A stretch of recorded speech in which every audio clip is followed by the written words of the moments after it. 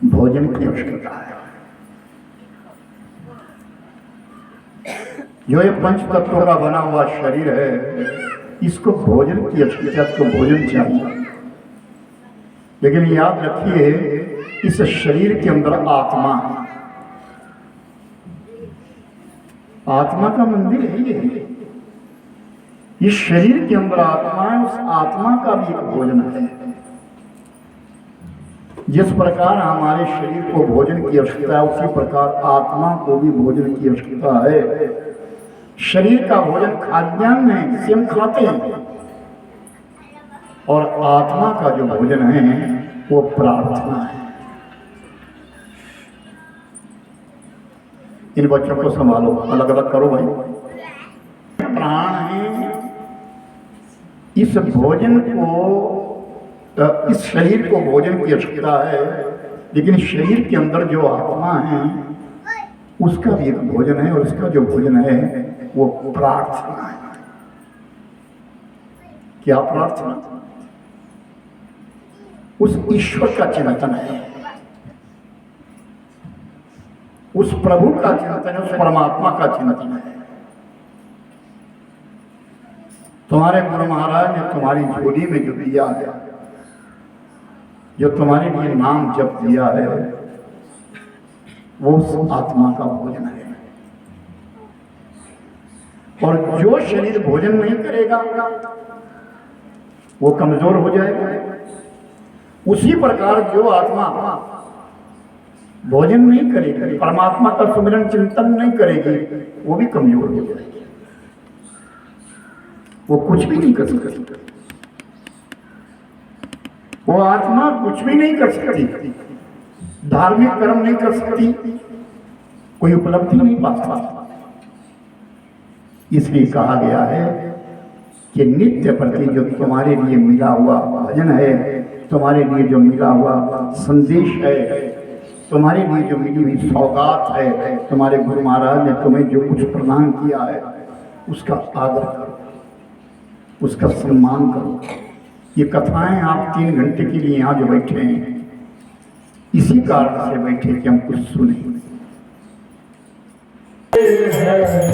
जो भी भला बुरा है, जो भी भला बुरा है, श्री राम जानते हैं।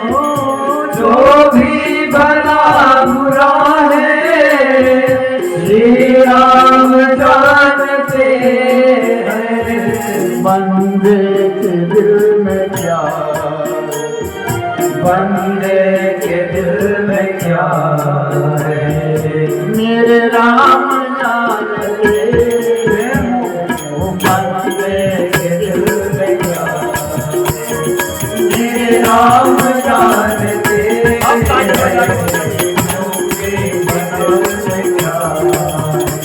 ओ मेरे राम जानते हैं। और जो भी भला बुरा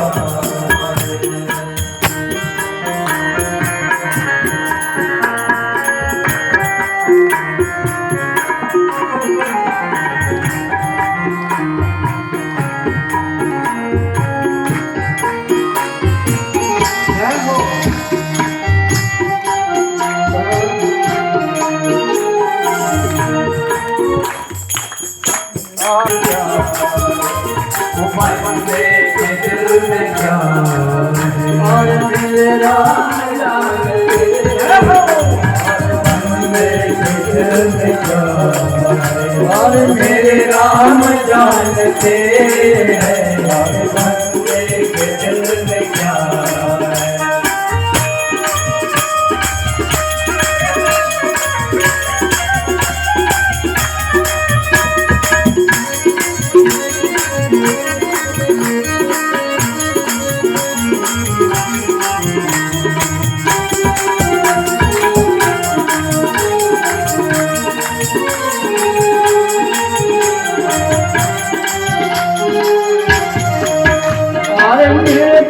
बदी तो अपने जितना भी हम छुपाए, नेकी बदी को अपने जितना नहीं छुपाए।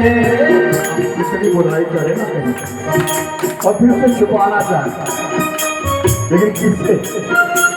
नेकी बदी को अपने जितना हम छुपा दे, नेकी बदी को अपने जितना हम छुपा दे।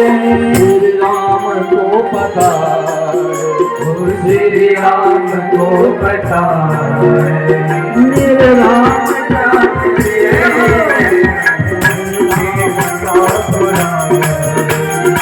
मेरे राम जानते जो भी बड़ा बुरा, मेरे राम जानते हमारे वो भी बड़ा बुरा, मेरे राम जानते हमारे किस्मत में क्या लिखा, मेरे राम जानते हमारे किस्मत में क्या लिखा, मेरे राम जानते हैं किस्मत में क्या लिखा, हमारी किस्मत में क्या लिखा, हमारी किस्मत में क्या लिखा। अम्मा नहीं बनी भाई, अब हम बूढ़े हो गए, अब हम कुछ नहीं कमाएंगे। नहीं नहीं नहीं, फिर तुम घर वालों की नजरों में गिर जाओगे। निकम्मा नहीं बनी, जितना काम इस शरीर से हो सके उतना कर, जितना काम तुम कर सकते हो। ये शरीर तुम्हारा गवाह देगा, तुम्हारे लिए गवाही देगा। जितना तुम कर सकते हो उतना काम करते रहो, निकम्मे मत बनो। अगर काम करना चाहो, मेरी उम्र 60 हो गई, मेरी 70 हो गई, मैं कुछ नहीं कमा सकता, मैं कुछ नहीं करूंगा, बस नहीं नहीं नहीं नहीं, फिर तुम लोगों की नजरों में गिर जाओगे। जितना तुम्हारे शरीर से होता है, अधिक नहीं तो चलो झाड़ू ही दे दो, जितना तुम कर सकते हो उतना करो। यानी शरीर को निकम्मा मत बनाओ, ये जिंदगी के सूत्र है। सहन करने की आदत डालना, कुछ घटना घट जाए, जीवन में घटना घट जाए, तुम्हें पता लग जाए, सहन करना। तुम्हारे ज्यादा बोलने से कुछ होने वाला नहीं है, याद रखो। कोई तुमको ज्यादा होशियार बनाने वाला नहीं है। अब तुम्हारी मान्यता नहीं रही, तुम बूढ़े हो। हाँ, एक बात है कि तुमने जो अपने जीवन में किया है वो अगर किसी के समझ में नहीं आ रहा है तो उसमें तुम्हारा कोई दुख नहीं है, तुम्हारा कोई दोष नहीं है उसमें। भगवान का नाम एक ऐसा है जो हमारे लिए परम गति दे देता है, वो हमारे लिए परम गति देता है। इस धरा धरती के ऊपर एक राजा हुए जिनका नाम था अम्बरीश। आइस कहते बर्फ के लिए। सुनिए ध्यान से, राम राम कहने का कितना पुण्य क्या था। बहुत बड़ी फैक्ट्री है, उसमें आइस बनता है, बर्फ बनती है। तो उसमें जो मैनेजर के पद के ऊपर है वो व्यक्ति, एक दिन की बात था, उसने देखा सारा स्टाफ चला गया है, काम ज्यादा था, वो काम करता रहेगा। जितने भी नौकर चाकर थे सब अपना अपना काम बंद करके निकल गए, कल आएंगे ड्यूटी के ऊपर, और दरवाजे बंद करते करते चले गए। और सबसे अंत में वो मैनेजर विचार करता है, उसको रात हो गई, अंधेरा हो गया,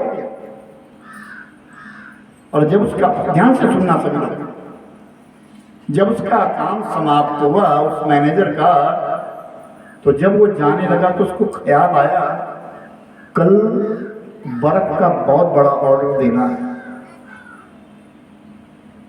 क्या कर्मचारियों ने ठीक काम किया होगा? जरा मैं फैक्ट्री को तो देख लूं। वो अंदर उस कमरे में गया जहां बर्फ बन रही थी, और जैसे ही वो अंदर गया, करके पीछे से दरवाजा बंद हो गया। सब लोग चले गए, सारा स्टाफ चला गया है और वो अकेला है और वो दरवाजा बंद हो गया। और वो दरवाजा अंदर से नहीं खुलता था, वो दरवाजा बाहर से खुलता था। और उसका शरीर धीरे धीरे ठंडा होने लगा, क्योंकि अंदर तो बर्फ पड़ रही है, अंदर तो बर्फ बन रही है, अंदर कोई स्विच नहीं है, स्विच बाहर है, दरवाजा बाहर से खुलना है। अब वो बेचारा अंदर है और वो अंदर तड़पने लगा, क्या करूं, मैं भी बर्फ बन जाऊंगा यहाँ। और उसको आधा घंटा 1 घंटा हो गया, और 1 घंटा जब उसने देख लिया कि अब कोई चारा नहीं है, तो फिर भगवान से प्रार्थना करता है, ईश्वर मैंने कोई जिंदगी में पुण्य कमाया हो, कुछ किया हो, मुझे सहारा दे दो, मेरे से कोई सत्कर्म हुआ हो, मेरे से कोई अच्छा कर्म हुआ हो, तो इस समय मुझे जरूरत है, मुझे सहारा दे दीजिए। मेरे छोटे छोटे बच्चे हैं, उनका क्या होगा, मेरी धर्म पत्नी है, वो बेचारी अकेली रह जाएगी, मेरे बच्चों को तो अभी पालना भी मुश्किल है, मेरे सिवा घर में और कोई है नहीं, ये भगवान मुझे बचा दे, इस शरीर को बचा दे। और इतने में क्या कि उसका शरीर जो है धीरे धीरे जमने लग गया, ठंडा हो गया, बर्फ बनना शुरू हो गया। और जब उसने देखा कि अब कोई सहारा नहीं है, कोई भी सहारा नहीं है, अब मैं मरने से बचूंगा नहीं, मैं बर्फ बन जाऊंगा, सवेरे लोग दरवाजा खोलेंगे तो मेरे को तो पहचानेंगे नहीं, क्योंकि मैं तो बर्फ की सिल्ली में बदल जाऊंगा, मैं तो बर्फ बन जाऊंगा। और इतने में खड़क से दरवाजा खुल गया, और जब दरवाजा खुला तो दरवाजे के ऊपर एक गार्ड, जो फैक्ट्री के बाहर खड़ा होता है गार्ड, जो एंट्री करता है, आने और जाने वालों की एंट्री करता है, उस गार्ड ने दरवाजा खोल दिया। और दरवाजा खोला ही कि मैनेजर को अंदर बंद है, मैनेजर को खींचा, उसने ले गया, फटाफट हीटर जलाए, 2-3 हीटर लगाए, मैनेजर को बिठाया और 1 घंटा लग गया स्वच्छ करते करते। नहीं मानता है ठाकुर, अच्छा कल देखता हूं उसके बारे में। उसने 3-4 हीटर लगाए और किसी ना किसी प्रकार उस मैनेजर के लिए थोड़ा गर्म किया, उसका शरीर ठीक हुआ, बात करने काबिल हो गया। तो वो मैनेजर पूछता है, अच्छा एक बात बता, ये तो जो हुआ सो हुआ, पर तू अंदर किसने भेजा, अंदर कैसे? सुनिए ध्यान से। वो गार्ड कहता है, महाराज सब लोग चले गए थे, लेकिन आज मैंने पूरे दिन में 2 बार राम राम बोला। मैं रोज दिन में 4 बार राम राम बोलता था। जब आप सवेरे आते थे तो मैं आपको राम राम करता था और आप भी मुझे राम राम करते थे। सवेरे की तो हुई, पर शाम की राम राम नहीं हुई। सवेरे की राम राम का मुझे याद है, लेकिन शाम की मुझे राम राम याद नहीं है। तो मैं खोजने लगा, मैनेजर बाबू कहाँ हैं? वो तो सब चले गए, लेकिन वो तो बाहर आए नहीं। राम राम तो मेरे को किसी ने बोला ही नहीं। मैं आपको ढूंढता ढूंढता अंदर आया, सब दरवाजे देखे, आपका कमरा देखा, कुछ नहीं दिखा। तो मेरे मन में आया, जरा अंदर जिस कमरे में बर्फ पड़ रही है इसे भी तो देखूं, तब मैंने आपको पूछ लिया। राम कहने से तर जाएगा, पार भव से उतर जाएगा, पार भव से उतर जाएगा, राम कहने से तर जाएगा। राम नाम का इतना प्रभाव है, बहुत बड़ी साधना है, बहुत बड़ी तपस्या है। हरियाणा में आप चले जाओ ना, राम राम भाई से राम राम। अभी कथा है मेरी जगाधरी में, मुझे जाना है 18 तारीख को। राम राम भाई से राम राम, हर व्यक्ति राम राम बोलता। बच्चों को माता ही तो पढ़ाती थी, पिता ही तो पढ़ाते थे, माता पिता संस्कार देते थे। बालक क्या जानता है, उसको तो बीमार हो गया है, उसको दवाई कड़वी लग रही, जबकि कड़वी है, लेकिन माँ कह रही कड़वी नहीं है, देख मैं तेरे सामने खाती हूँ, थोड़ा सा टुकड़ा तोड़ती और अपने मुख में रखती है, ना ना ये कड़वी कहाँ है, और उस बालक को खिला देती है, उससे वो ठीक हो जाता है। वो गुरु है, वो तुमको दर्शा रही है, अपने बालक को पथ दे रही है, अपने बालक की रास्ता दे रही है, उस राह पे चल रही है, हमें चलाना चाहती है।